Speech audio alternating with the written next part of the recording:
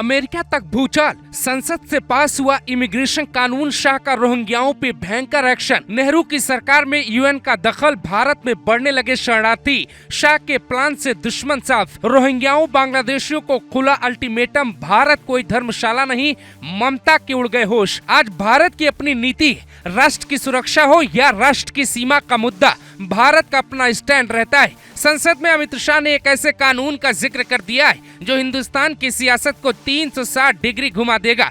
पिछले 11 साल से बीजेपी सत्ता में थी। हर चुनौती को पार करने वाले अमित शाह से देश को इंतजार था कि वो घुसपैठियों पर कब एक्शन लेंगे, रोहिंग्याओं का क्या करेंगे। 27 मार्च को हाथों में पेपर लेकर शाह संसद में खड़े होते, राष्ट्र की सुरक्षा के सवाल पे वो गुस्से से लाल हो जाते।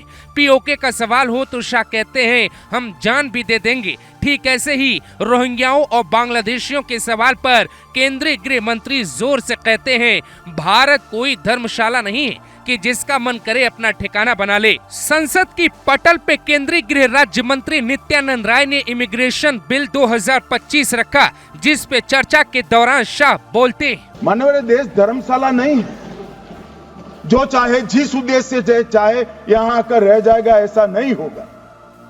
कानूनी तरीके से देश के अंदर अपने देश को और हमारे देश को समृद्ध करने कोई आता है तो इसका स्वागत है, मगर सुरक्षा के लिए खतरा है, उसको रोकने का प्रावधान करने का हमारी संसद का अधिकार भी। अचानक शाह रोहिंग्याओं पर क्यों भड़के, इसके पीछे की वजह क्या है? 2 हफ्ते पहले दिल्ली में नई मुख्यमंत्री रेखा गुप्ता और अधिकारियों के साथ शाह एक मैराथन मीटिंग करते हैं। ठीक उसके कुछ दिन बाद संसद में ये सवाल उठाते हैं कि भारत कोई धर्मशाला थोड़ी। इस पूरी कहानी को हम आपको समझाते हैं। भारत के किन 7 राज्यों में शाह का बुलडोजर चलेगा, ममता बनर्जी, केजरीवाल, अखिलेश यादव जैसे नेता क्यों परेशान है, वो आंकड़ा देखिए जिसमें देश को कमजोर करने की हर कोशिश की गई, जिसके बाद शाह को कहना पड़ा भारत धर्मशाला नहीं है। राज्यसभा में किरण रिजिजू ने साल 2017 में एक सवाल के जवाब में बताया करीब 40,000 रोहिंग्या भारत में रह रहे हैं। उनमें से ज्यादातर जम्मू कश्मीर, उत्तर प्रदेश, दिल्ली, राजस्थान, हरियाणा, पंजाब और तेलंगाना में मौजूद है। जनवरी 2024 से 2025 तक 700 बांग्लादेशी समेत 1045 विदेशियों को सिर्फ अकेले त्रिपुरा पुलिस ने ही घुसपैठ करते गिरफ्तार किया। ऑफ इंडिया के एक डाटा के हिसाब से करीब 14 लाख लोग भारत में बिना कोई कानूनी दस्तावेज के रह रहे हैं, जिसमें बांग्लादेश, अफगानिस्तान, श्रीलंका, म्यांमार के अलावा नेपाल, भूटान, मालदीव और अफ्रीकी देशों के लोग शामिल हैं। इन आंकड़ों को देखने के बाद ये समझ में आ जाता है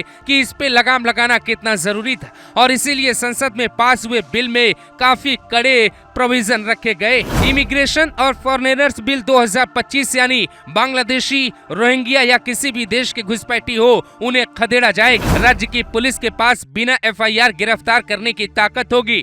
भारत सरकार घुसपैठियों का वीजा भी रद्द करेगी। किसी भी विदेशी के बिना वैध पासपोर्ट या दस्तावेजों के भारत आने पर 5 साल जेल, 5 लाख तक की सजा हो सकती है। गलत जानकारी देने या दस्तावेजों में गड़बड़ी पे 3 साल तक की जेल, 3 लाख रुपए तक का हर्जाना देना होगा। अगर घुसपैठिया जांच में भारत को कमजोर करने आया है तो सजा और कड़ी होगी, जीवन जेल में बिताना होगा। भारत में घुसपैठ रोकने का कोई नियम नहीं था, शाह ने नियम बनाया, रोकने की हिम्मत दिखाई, कानून भी आया। अवैध रूप से दोबारा भारत में कदम रखने वाले घुसपैठियों पर 10 साल की कैद या आजीवन कारावास के साथ साथ 10 लाख रुपए का जुर्माना भी लगाया जाएगा। सीधे तौर पे कहानी एकदम क्लियर लगती। भारत में ममता बनर्जी हो या फिर लिबरल गैंग का कोई नेता, वो बांग्लादेशियों को बुलाता है, उनके आधार कार्ड बनाता है, उन्हें अपने वोट बैंक का हिस्सा बनाता है, सत्ता में बैठ जाता है। अमित शाह ने ये साफ कह दिया है कि ममता बनर्जी जमीन नहीं दे रही, जिसके कारण बांग्लादेश की सीमा पर 450 किलोमीटर की सीमा खुली।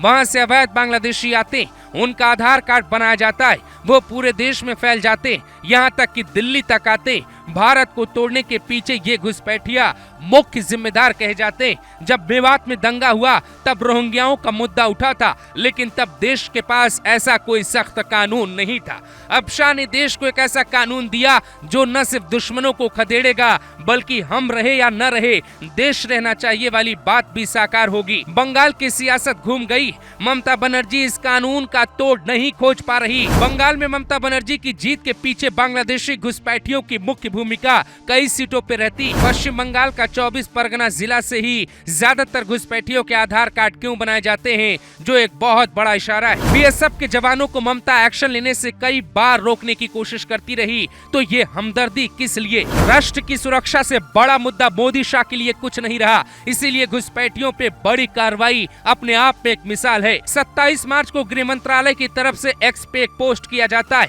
जिसमें लिखा जाता है बांग्लादेशी या रोहिंग्या जब घुसपैठ करते हैं तो इन्हें आधार कार्ड कौन देता है?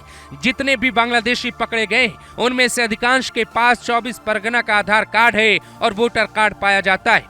अगर बंगाल सरकार आधार कार्ड जारी न करे तो एक परिंदा भी पर नहीं मार सकता। सीधी बात है कि सियासत में कुर्सी के लिए हमारे देश के कुछ नेता, खास तौर से ममता बनर्जी जैसे नेता, देश की सुरक्षा और अखंडता के साथ समझौता कर लेती। इसीलिए अमित शाह को ऐसा कानून लाना पड़ा कि अब भारत की तरफ कोई नहीं देख पाएगा। घुसपैठी हो या फिर बांग्लादेशी पत्थरबाज, हर किसी का इलाज अब आसान हो जाएगा, क्योंकि भारत महान था, महान है और महान रहेगा। जब कोई तोड़ने वाला नेता आता है तो देश को जोड़ने वाले नेता भी मिलते हैं, वो चाहे अमित शाह हो या फिर Modi. Bureau report, global Bharat TV.